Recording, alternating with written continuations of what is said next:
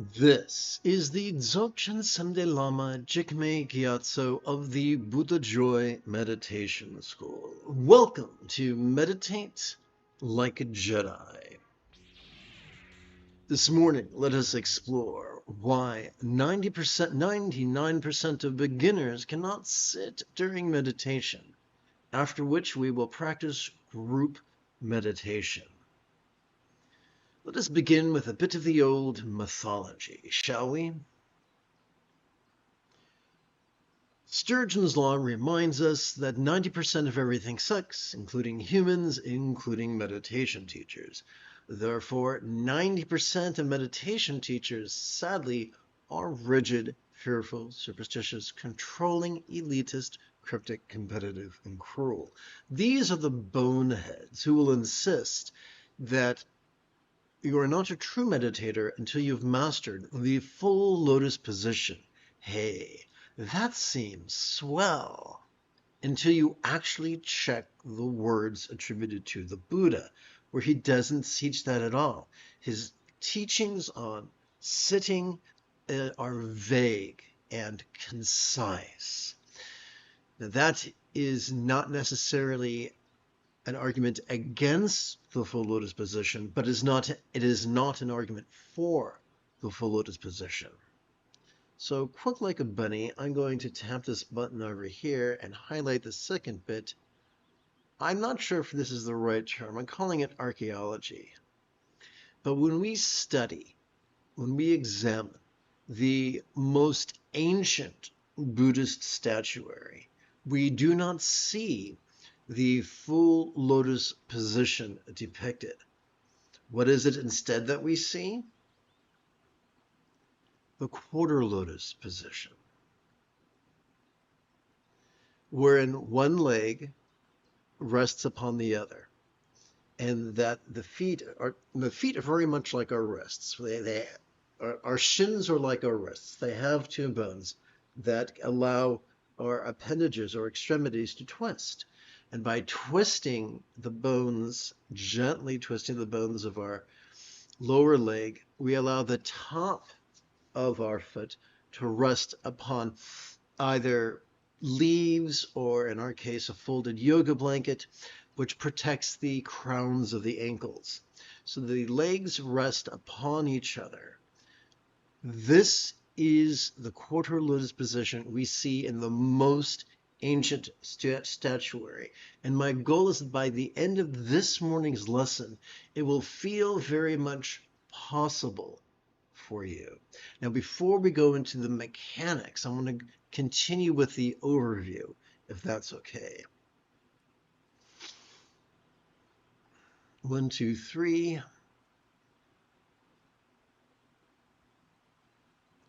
Let's get pragmatic.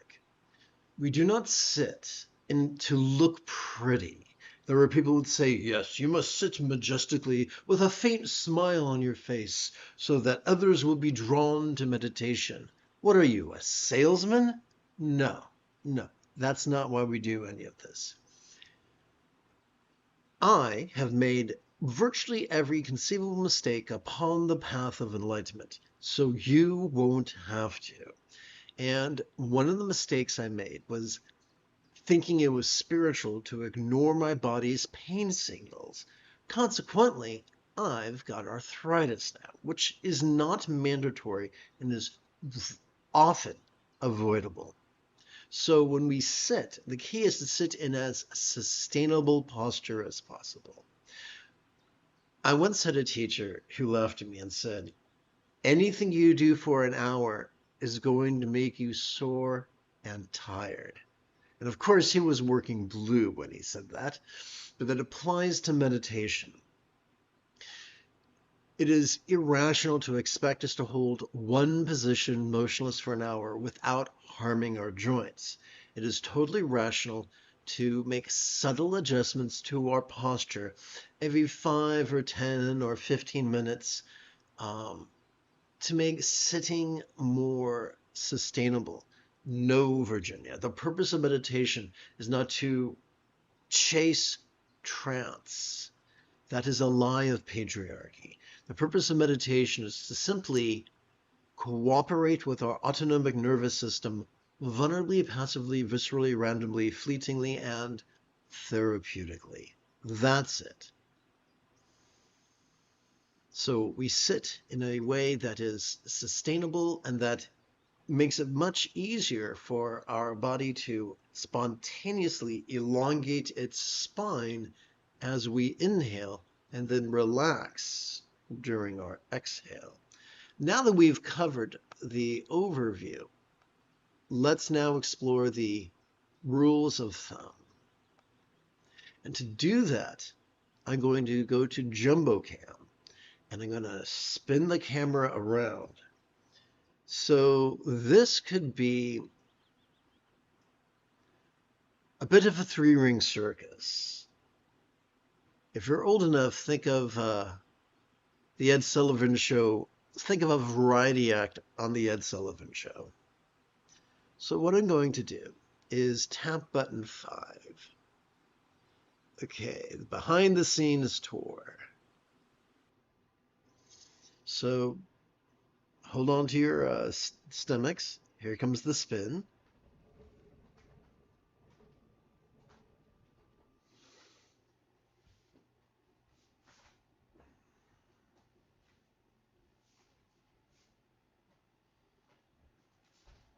And here I am. I'm going to slide this back. Wait. Okay. Now, is it possible to sit without a yoga blanket? Of course it is. Yeah. Here we go.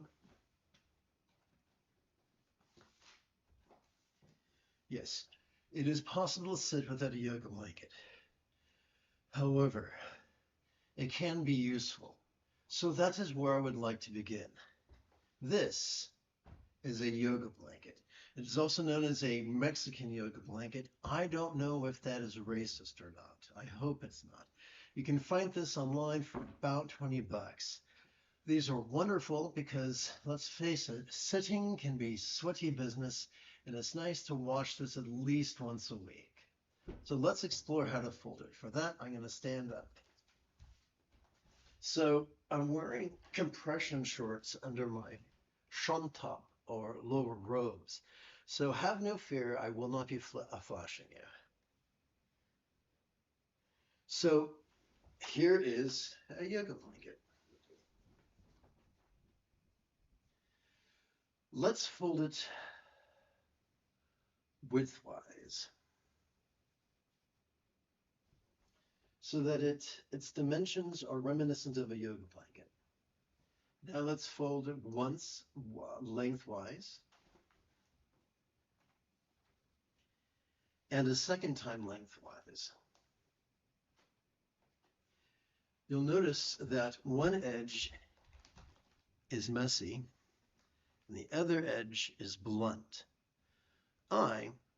Because of multiple health challenges, I have a bad back.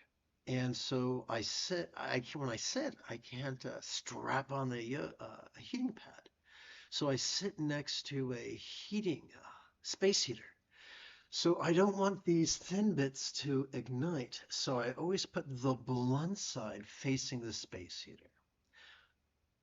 In the 1% chance that you do the same thing, or if you're an aging meditator, you do the same thing, this might save you a headache. Or if you're Yiddish, save you some tsuris.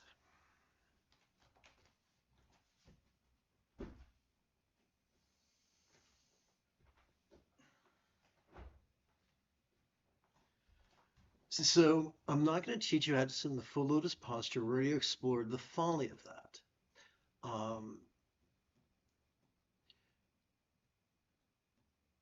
So as children, as toddlers, sitting in the quarter lotus is effortless. After a lifetime of sitting on couches and chairs, it can be a challenge. So I began exploring this in my early 30s. So this worked for me. It might work for you as well. So my friends on the clock act, I'm sorry if the Camera action is subpar. So here we go.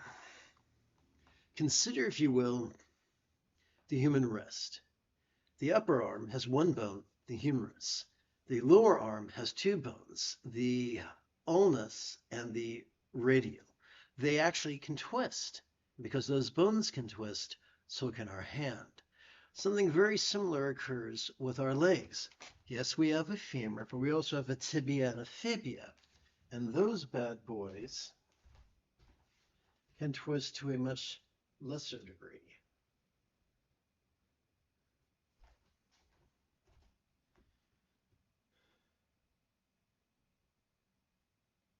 So,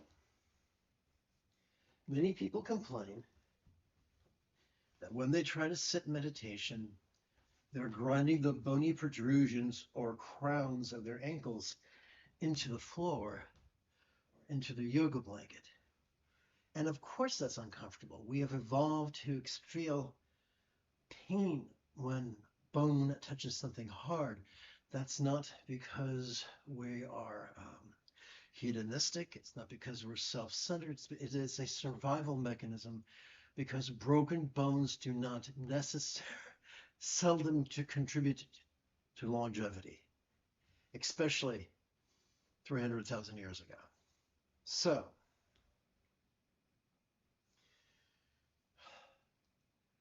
by twisting our feet the way we could twist our hand so that our instep is down, that protects our ankles because the tops of our feet are much more durable and flexible. Now that begs the question, how do we rotate this bad boy? Let's explore kinesiology. Our knees are hinge joints. Just like this, if we treat our knees like a ball joint, we will injure ourselves and we just don't need extra suffering. So we respect the limitations of our knees. It is our hips that are ball joints. If you're in your childhood, you might have taken ballet lessons, or your partner might have taken ballet lessons, or your sister or cousin might have taken ballet lessons. They can verify this. You could look up ballet instruction on YouTube and they'll tell you you turn out from the hip, not the knees. And many an aging ballerina will tell you that if you force her turn out from your knees, you will injure the knees and accelerate the manifestation or the development of arthritis. And nobody wants that. So we do our best to place either foot as flat as we can on our yoga blanket. Now, the first time we try this, it's going to be ungainly and asymmetric. And it's probably going to look, oopsie, something like this. That's fine. We don't force it. We let time and gravity do the work. Play with this for as little as 5 or 10 or 15 minutes every 12 hours. And within a week or two, our body will remember how to sit this way, which is quite lovely. So in the Mahayana tradition, there is an outline that's very famous called Vairochana's, the 7-point posture of Vairochana. And what I try to do is with everything is pull the teachings out of the clutches of patriarchy. Kind of like the opening scene in Young Frankenstein. If you know, you know. And show you a rational way of doing it. So the first point is what I've already covered, the folding of the blanket and the folding of the legs in a sustainable and rational manner. The second would be the hands. And in a previous video, I demonstrated Bengali crease counting, which is an iconoclastic method of holding one's hands, but which I find to be the most sustainable. I, like many people with Ehlers-Danlos syndrome, ridiculously sensitive to EM phenomena. and holding my hands in the universal mudra caused too much congestion in my lumbar spine. So I recommend using either the non-thumb touching of the classic Theravadas or the Bengali crease counting, once again, that I've demonstrated in other videos. And I'm happy to demonstrate it in future videos, so don't worry about that. The second point would be our shoulders. So we don't want to pull our shoulder blades together. We want our shoulder blades to open up like the wings of a vulture. Vultures are used often in Buddhist iconography because they remind us of the specter of impermanence, not in a creepy, scary, manipulative, patriarchal way where it's like, you're going to die and you're going to be judged, so you better look out. You better be good for goodness sake. Forget that noise. In the matriarchal sense, impermanence reminds us that as we relax into our exhalation, whatever permanence we might have perceived or imagined or recalled during our previous inhalation could feel less permanent, less stressful, less defining, less solid. If you enjoy Martin Scorsese and you have seen Kundun, who can forget the burial scene for the protagonist's father when the lamas are chanting their prayers and the funerary technicians are sharpening their knives so they can chop up his father's cadaver and feed it to the vultures, which I think is far more ecologically sound than stuffing it full of chemicals, popping it in a concrete vault, and sticking it in the ground for the low, low price of tens of thousands of dollars.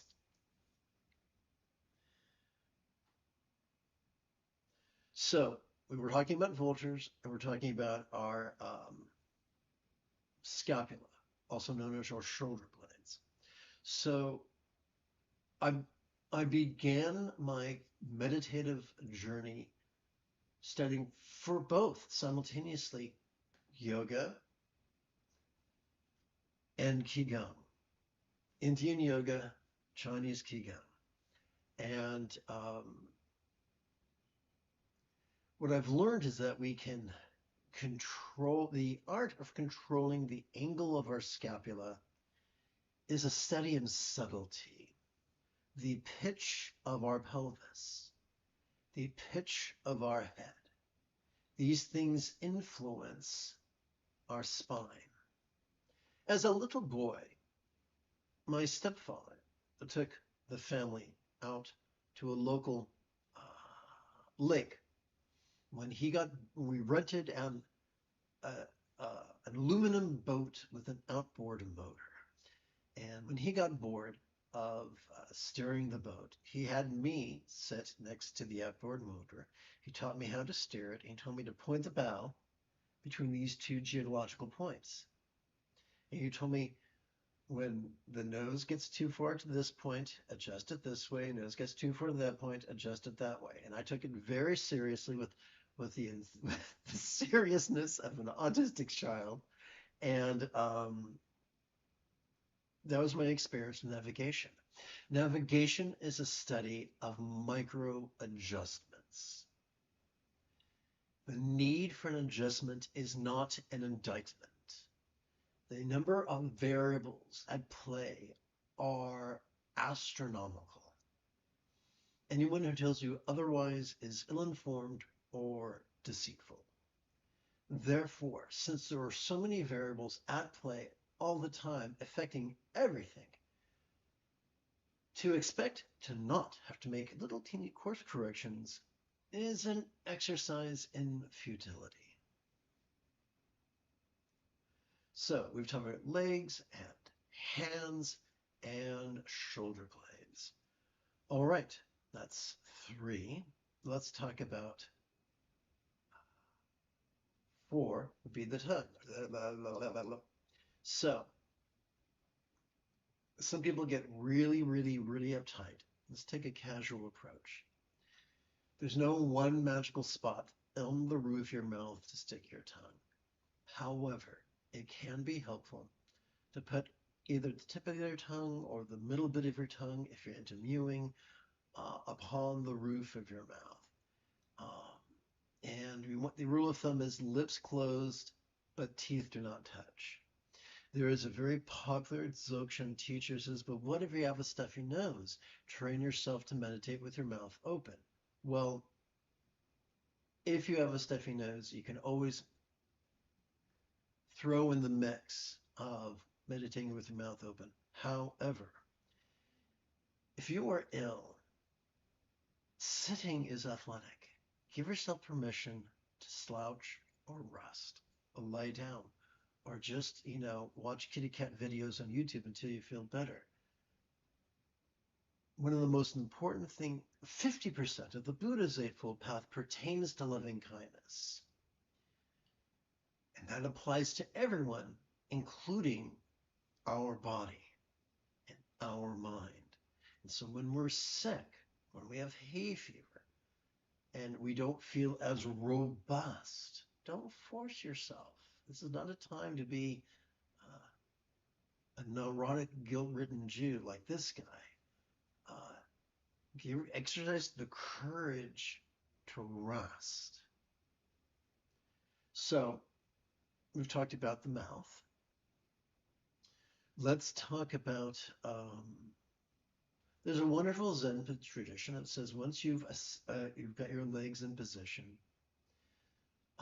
do the blown palm series, which sounds deliciously salacious, but it's not.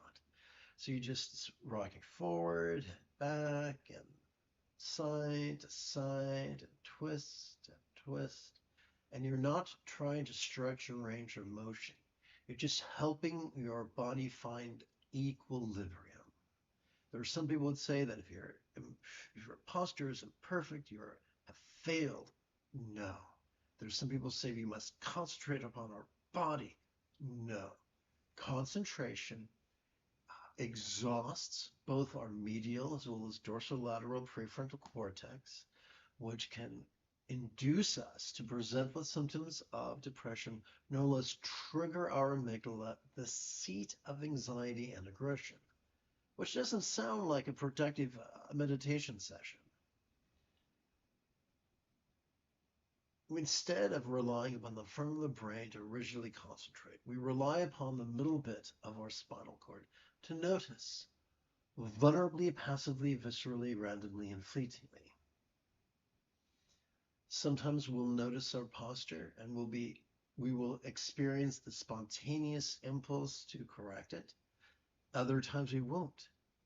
The test of our meditation is not the rigidity with which we sit, but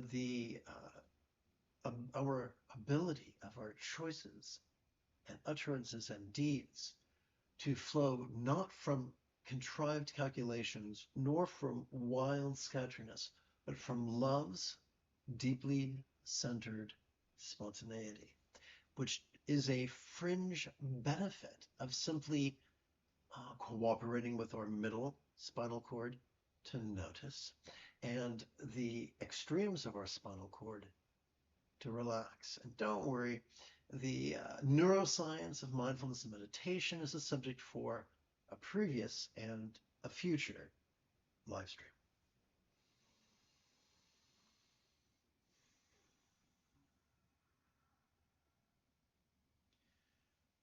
Here's a cool rule of thumb. As we breathe in time you will notice circuitry that's always been there, but not been perceived.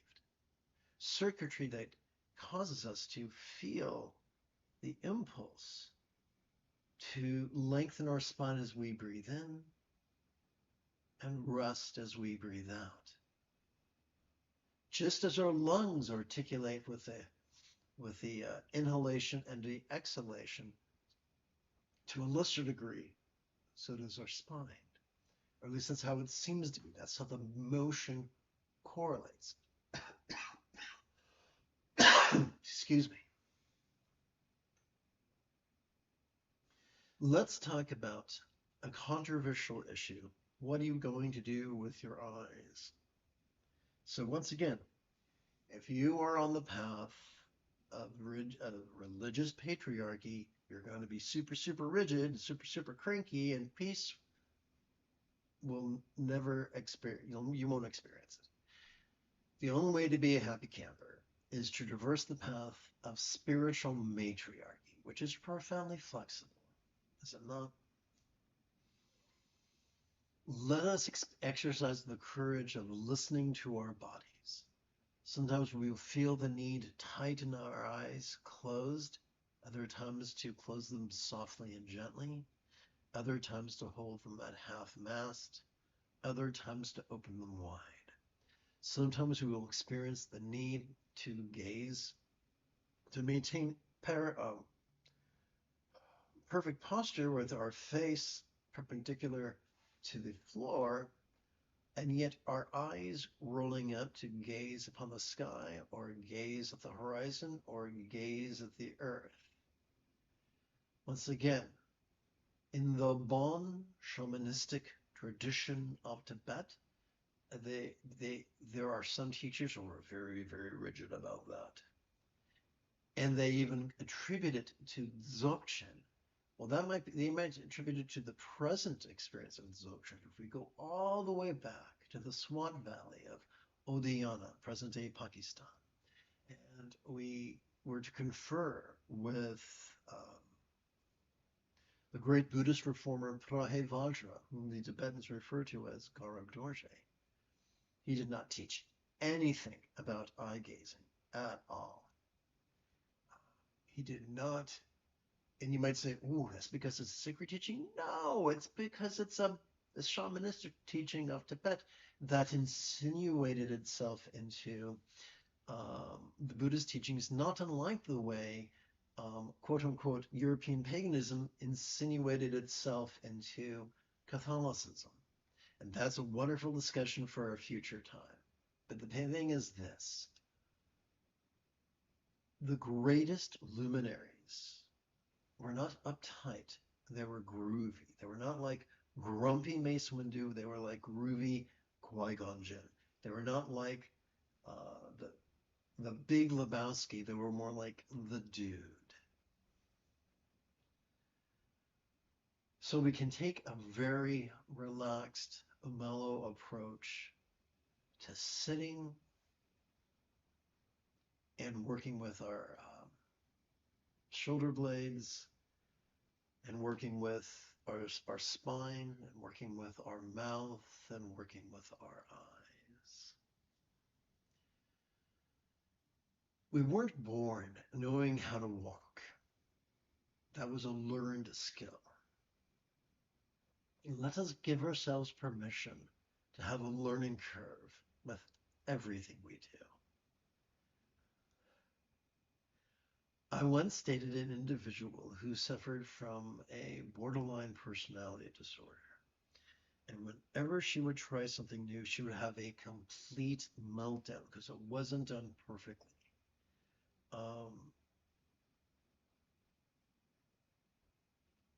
When we notice ourselves not doing things perfectly, and we notice ourselves feeling anger or despair, that is not a shortcoming. That is simply grist for the mill. Remember, as we feel our chest swell, we watch the antics of mind, even if those antics are self-criticism. As we feel our chest subtly sink, as gently we exhale, and we rest into the non-graspable nature of that same self-criticism. So even being our worst enemy, wasn't there a Orange County punk rock band who had a song called I am my own worst enemy, because sometimes I kick my own ass? I forgot their name. If you remember their name, let me know in the chat window. But yes, when we are being our worst enemy, that can be part of our meditation. When we notice ourselves being mean to ourselves, we can watch the meanness, and then we can relax into the illusion of its non-graspability. And then when we take our next inhalation and the cycle begins anew, we can enjoy it some more. One of the major teachings found in the Opus Magus of the great Buddhist meditation teacher Vajrayana is that as we sit in meditation, there are no good or bad emotions. There are just emotions. There are no pleasurable or painful sensations. There are just sensations. Pleasure or pain or happiness or sorrow are not indictments or exonerations. They're just stuff that we get to notice as we breathe in and release as we breathe out. That's it. It's as simple as that. So what I'd like to do now is,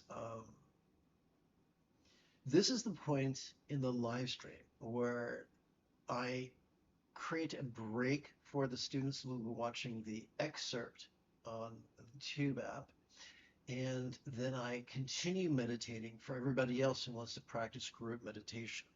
So I'm going to waddle over to the computer right now in a completely undignified manner.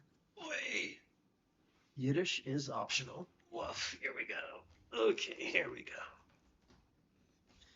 I look like the goblin. I look like Gollum, don't I? My precious. So, okay, all dignity, all the time. Let's see. Here we go. You have taken your first step into a much larger world.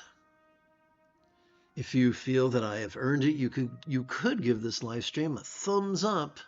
You could even help support this channel. 4. Meditate like a Jedi is made possible due to the generosity of viewers just like you.